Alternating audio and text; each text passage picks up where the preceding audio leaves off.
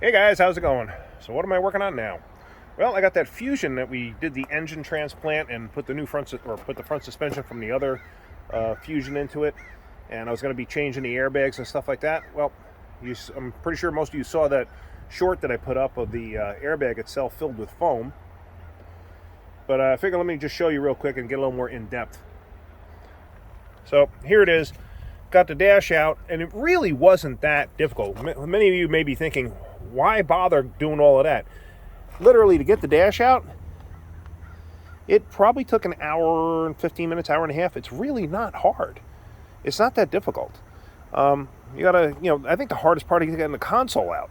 Once you get the console out, there's bolts on the side there. You got bolts inside there, bolt down on the bottom there. And then you have harness connectors that you're going to disconnect.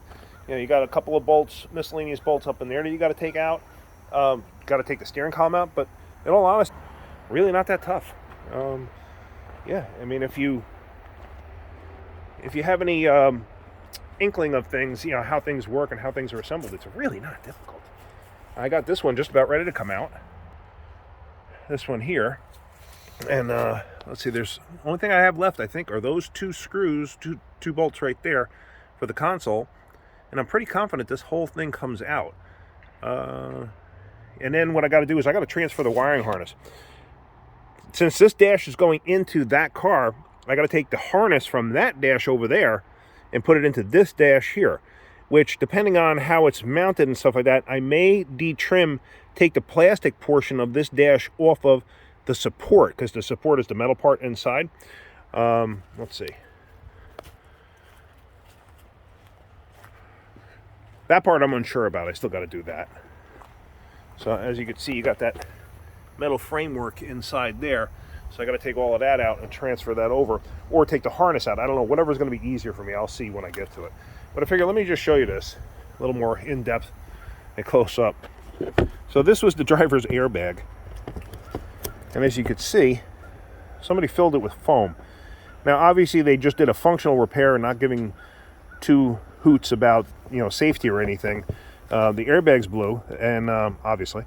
So what they did was they filled it with foam, and then this must be some kind of epoxy, because then they folded the covers back over, and then they painted it too, because as you can see, it's peeling. See that? They painted it. So, no regards for safety, but whatever. I mean, cars prior to '89 really didn't have airbags. I mean, there were a few, but not many. Let's see, what else? Anything else special? See, it's got some rust on it. Let me just think. There was something I wanted to point out. I don't remember what it was. Hang on one second. Oh, now I know what it was. Carfaxes. Carfaxes are a great thing to have. Here's the problem. This accident was never recorded. That's the one that set off the airbags. That accident never went through insurance. The Carfax is clean. So you have a clean Carfax, but the airbag's deployed. So it was a minor accident, but it was enough to deploy, the airbags. So we're replacing the airbags, the seat belts and stuff like that, the module.